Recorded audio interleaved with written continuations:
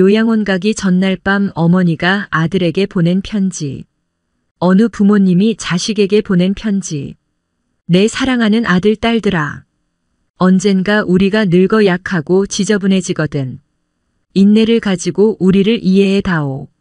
늙어서 우리가 음식을 흘리면서 먹거나 옷을 더럽히고 옷도 잘 입지 못하게 되면 내가 어렸을 적 우리가 먹이고 입혔던 그 시간들을 떠올리면서 미안하지만 우리의 모습을 조금만 참고 받아다오. 늙어서 우리가 말을 할 때 했던 말을 하고 또 하더라도 말하는 중간에 하지 말고 끝까지 들어주면 좋겠다. 내가 어렸을 때 좋아하고 듣고 싶어 했던 이야기를 내가 잠이 들 때까지 셀 수 없이 되풀이하면서 들려주지 않았니? 훗날에 혹시 우리가 목욕하는 것을 싫어하면 우리를 너무 부끄럽게 하거나 나무라지는 말아다오. 수없이 핑계를 대면서 목욕을 하지 않으려고 도망치던 너를 목욕시키려고 달아다니던 우리의 모습을 기억하고 있니? 혹시 우리가 새로 나온 기술을 모르고 무심하거든. 전 세계에 연결되어 있는 웹사이트를 통하여 그 방법을 우리에게 가르쳐 다오. 우리는 내게 얼마나 많은 것을 가르쳐 주었는지 아느냐? 상하지 않은 음식을 먹는 법, 옷을 어울리게 잘 입는 법, 너의 권리를 주장하는 방법 등. 점점 기억력이 약해진 우리가 무엇을 자주 잊어버리거나 말이 막혀 대화가 잘 안 될 때면 기억하는데 필요한 시간을 좀 내어주지 않겠니? 그래도 혹시 우리가 기억을 못 해내더라도 너무 염려하지는 말아다오. 왜냐하면 그때 우리에게 가장 소중한 것은 너와의 대화가 아니라 우리가 너와 함께 있다는 것이고 우리의 말을 들어주는 내가 있다는 것이 중요하기 때문이란다. 또 우리가 먹기 싫어하거든 우리에게 억지로 먹이려고 하지 말아다오. 언제 먹어야 하는지 혹은 먹지 말아야 하는지는 우리가 잘 알고 있단다. 다리가 힘이 없고 쇠약하여 우리가 잘 걷지 못하게 되거든. 지팡이를 짚지 않고도 걷는 것이 위험하지 않게 도와줄 수 있니? 내가 뒤뚱거리며 처음 걸음마를 배울 때 우리가 내게 한 것처럼 내 손을 우리에게 빌려다오. 그리고 언젠가 나중에 우리가 더 이상 살고 싶지 않다고 말하면 우리에게 화내지 말아다오. 너도 언젠가 우리를 이해하게 될 테니 말이다. 노인이 된 우리의 나이는 그냥 단순히 살아온 것을 이야기하는 것이 아니라 우리가 어떻게 생존해 있는가를 말하고 있음을 이해해 다오. 비록 우리가 너를 키우면서 많은 실수를 했어도 우리는 부모로서 줄 수 있는 가장 좋은 것들과 보여줄 수 있는 가장 좋은 삶을 너희에게 보여주려고 최선을 다했다는 것을 언젠가는 너도 깨닫게 될 것이다. 사랑한다. 내 사랑하는 아들 딸들아. 내가 어디에 있든지 무엇을 하든지 너를 사랑하고 요양원에 계신 어머니를 뵙고 쓴 편지. 경북 봉화의 한 시골에 98세 어머니와 74세 아들이 살고 있다. 아들은 노모를 모시기 위해 2020년 도시에서 산골로 내려왔다.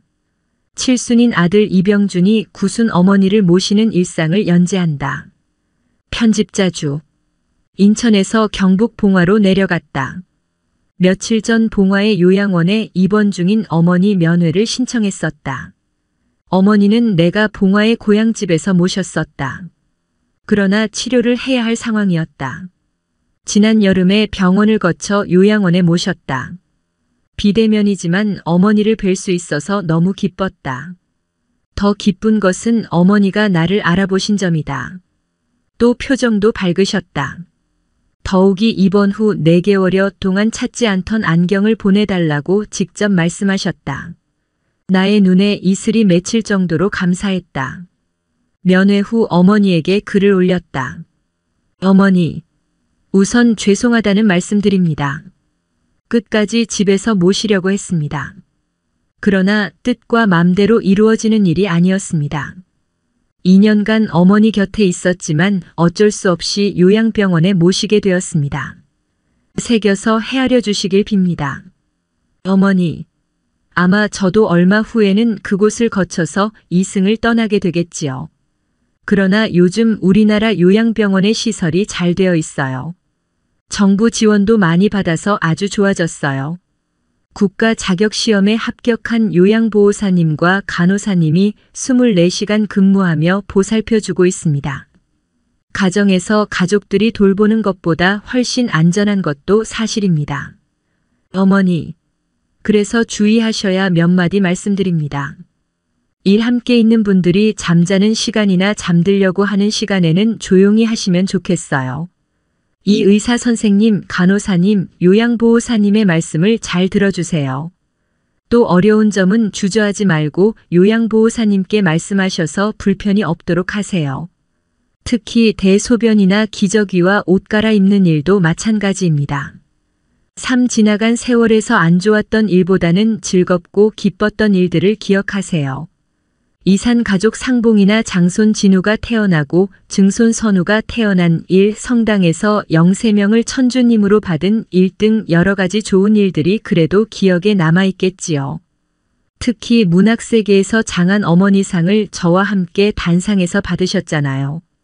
어머니 생애의 상도 처음이지만 오래 사니 이런 좋은 상 받는 일도 생긴다고 무척 기뻐하셨잖아요. 사시간이 좀 나면 집에 계실 때처럼 책을 읽으시고 걷기도 억지로라도 조금씩 하세요. 오전아 김실이나 훌륭한 어머니 덕분에 세상에 태어났고 건강하게 잘 자라서 지금은 큰 걱정 없이 살고 있어요. 저희 남매는 세상에서 가장 존경하고 사랑하는 분이 어머니입니다. 저는 다시 태어난다면 어머니의 엄마가 되겠습니다. 엄마가 저희 남매 키우면서 고생하신 만큼만 어머니에게 정성을 다하고 싶습니다. 육어머니 걱정하실 것 없지 않습니까? 어머니는 속병이 없어서 소화를 잘 시키잖아요. 98연세에 약간의 기억 상실이 있지만 비교적 정신이 건강하시잖아요. 요양보호사님은 양반이뿐이 치매로 정상적인 현상이라고 합니다. 크게 걱정할 일 아니라고 하니 걱정하지 마십시오. 칠어머니 안경 보내드립니다. 침상 머리맡에 놓아둔 책 어머니 봉양일기는 제가 쓴 책입니다. 어머니를 모시면서 쓴 일기를 모아서 책으로 엮은 것이니 시간 나는 대로 읽어주세요. 저는 책을 쓴 보람을 크게 느끼겠습니다. 8. 제가 시간 내서 보름에 한 번씩이라도 어머니 뵈러 가겠습니다. 어쨌든 심기를 굳건히 하셔서 편한 마음과 좋은 생각으로 하루하루 지내시길 비웁니다. 엄마가 자식 손자들 보고 싶듯이 저희들도 왜 안 보고 싶겠습니까? 각자 자기 생활과 직장에 얽매여 보고 싶어도 자주 찾아뵙지 못하는 실정을 조금은 이해해 주시길 빕니다. 다음 배울 때까지 건강하시길 빕니다. 엄마를 요양원에 보내는 딸의 계산된 꼼수. 죄송한데 더 이상 어르신을 못 모시겠어요. 더 좋은 곳을 알아보셔야겠어요. 이름도 더 좋은인 이곳 주간보호센터에서 엄마를 더 좋은 곳으로 모셔라는 전화가 왔다. 나도 엄마의 힘듦을 알기에 언젠가 올 것만 같았던 연락이었다. 그래서 처음 전화를 받을 때는 담담했지만 전화를 끊고 돌아서니 마음에 쿵하고 내려앉는 돌덩이가 제법 무겁고 아프다. 더 이상 갈 곳이 없다는 마음으로 세 번째로 옮긴 곳이 이 주간보호센터였다. 이제 또 다른 주간보호센터로 옮기는 일이 엄두가 나지 않는다. 그래서 나는 예전부터 은밀하게 속으로만 해오던 계산을 본격적으로 하기 시작했다. 엄마의 상황 가족을 수시로 찾지만 누가 가족인지 알지 못한다. 그래서 내가 딸이라 해도 아니라고 우기기 일쑤이고 대략 나를 비롯하여 자신을 돌보는 모든 여자들이 때로는 요양보호사 선생님이고 때로는 자신의 딸이고 가끔 자신의 엄마라 생각한다. 따라서 누가 돌보든 엄마에게는 가족과 따로 사는 슬픔이 추가적으로 발생하지는 않을 것이다. 또한 엄마는 자신의 집에 와서도 자신의 집이 아니라 한다. 따라서 요양원에 가서도 낯선 곳에 대한 추가적인 슬픔은 발생하지 않을 것이다. 센터와 집을 오가는 것이 엄마에게는 체력적으로 힘들고 내가 집에서 챙겨주는 음식이나 돌봄이 특별한 것이 없고 그저 약 먹이고 재우는 것이 거의 다이다. 오히려 요양원이 좀 더 체계적인 돌봄이 될 수 있다. 나의 상황 아침마다 엄마 옷을 갈아입히고 아침을 챙겨 먹이느라 지각 직전의 출근과 피로도의 무게는 상당하다. 저녁마다 엄마를 재우느라 가족과 함께하는 저녁 휴식은 물 건너가기 일쑤이고 새벽에도 끊이지 않는 엄마의 부름에 나의 잠은 대체로 반토막이 난다. 또한 평일 저녁이나 주말에 이벤트성 나들이나 나의 개인 일정은 거의 불가능하다. 고로 엄마를 요양원에 보내는 것에 대한 나의 계산에 따르면 엄마가 느끼는 행복은 플러스 마이너스가 같아서 0이 되고 현재 나의 자유와 수면 시간은 최소값에 수렴한다. 또한 남편은 아내와 각방을 쓴 지 1년이 넘어 이제는 따로 자는 게 더 익숙한 나눗셈의 관계가 되었다. 아들은 나의 요청에 의해 수시로 할머니의 돌봄을 분담하면서 말하지 못하는 어려움을 음수로 갖고 있다. 여기까지만 본다면 엄마를 요양원에 보내는 것이 당연히 남는 계산법이다. 하지만 나의 계산 꼼수 속에서도 해결되지 않는 미지양이 있으니 그것은 엄마가 나를 알아보지 못하더라도 분명 느낄 혈육만의 따뜻한 목소리와 부드러운 손길이다. 이것이 가지는 값의 크기를 현재 잴 수가 없는 것이 이 계산의 문제이다. 그리하여 나는 결국 미지양의 값을 해결하기 위해 아래와 같이 글을 써서 요양원의 요양보호사에게 전달할 계획이다. 그러면 적어도 미지양의 값이 0보다는 조금 큰 양수값이 되리라는 꼼수적인 근거로 나는 기어코 어머니를 요양원에 입소시킬 수 있을 것이다. 저희 어머니를 돌봐주시게 될 요양보호사님께 한 명의 혈육 어머니를 보살피는 것도 이렇게 쉽지 않은데 여러 어르신을 돌보아 주시는 것에 너무나 큰 감사를 드립니다. 죄송하게도 이렇게 글로 부탁 말씀을 드리는 것은 저희 어머니의 현재 신체적, 정서적 상태와 습관을 알려드려서 어머니가 좀 더 빨리 그곳에서 잘 지내셨으면 하는 마음 때문입니다. 첫째, 저희 어머니는 수시로 특히 자다가 간식을 찾으십니다. 그럴 때에는 제가 보내드린 이 과자들과 음료를 드실 수 있도록 해주시면 감사하겠습니다. 둘째, 저희 어머니는 수시로 자신을 돌봐주는 사람을 선생님 또는 영엄마식으로 부를 것입니다. 그리고 누구를 찾거나 말이 안 되는 요구를 하실 것입니다. 그럴 때 누구 어디 있냐고 하면 곧 온다고 해주시고 요구사항은 알겠다고 둘러대시거나 대충 들어주시면 엄마가 마음의 안정을 찾으실 겁니다.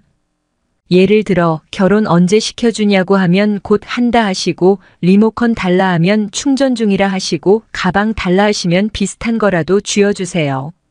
셋째, 저희 어머니는 화장실을 자주 가려 하십니다. 특히 자다가 깨서 가는 경우도 있습니다. 힘드시겠지만 그럴 때 화장실 입구까지 부축해서 데려가 주시면 감사하겠습니다. 어머니가 걷기가 점차 안 되고 계십니다. 보통은 휠체어를 타지만 최근에 구입한 워커를 조금씩 익숙하게 사용하실 수 있다면 더욱 감사하겠습니다. 어르신들을 돌보는 전문가이신 요양보호사님께서 알아서 해주실 것을 알지만 집에서 이런 패턴으로 생활하신 저희 어머니 상황을 말씀드리면 어머니가 낯선 곳에서 좀 더 불안하지 않고 즐겁게 적응하실까 하여 못난 자식이나마 이런 부탁 말씀을 드려봅니다. 위와 같이 속이 훤히 보이는 간지러운 편지를 입소 서류와 함께 챙겨 가방에 넣고 오늘 밤 나는 오지 않을 잠을 좀 일찍 청해 보련다.